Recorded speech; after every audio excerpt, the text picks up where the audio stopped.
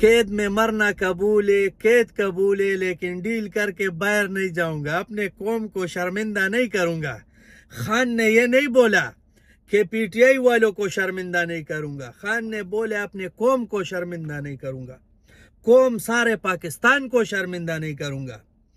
اور اڈیالہ جیل کے در و دیوار، اڈیالہ جیل کے سٹاف اور اڈیالہ جیل کے جیلر بھی سوچتے ہوں گے کہ بھائی یہ کون ہے ہمارے جیل میں، یہاں تو جو بھی آتا ہے ناک رگڑتا ہے، ہمیں باہر نکالو باہر نکالو۔ اور اندر سے جو بھی پیغام بیچتے تو یہ بیچتے کہ بھائی کچھ بھی کرو ہمیں باہر نکالو۔ اور ایک ایسا بندہ اڈیالہ جیل میں بند ہے جو پیغام بیچتا ہے کہ میں آپ کو اور بھی ننگا کروں گا، اور جو بھی کرپٹ لوگ ہیں پاکستان میں چھوڑوں گا نہیں ان کو۔ یہ کون بول رہا ہے؟ ہمارا خان بول رہا ہے بھائی۔ تو ایک لیڈر اور گیدڑ میں یہی فرق ہوتا ہے۔ خان شیر ہے، خان لیڈر ہے، خان امت مسلمہ کا لیڈر ہے۔ خان ابھی ہمارے ضد ہے۔ انشاءاللہ 8 فروری 2024 کو ہم آپ کو دکھائیں گے کہ خان نے آپ کو 70% ننگا کیا ہے، ہم پورا 100% کریں گے انشاءاللہ تعالی۔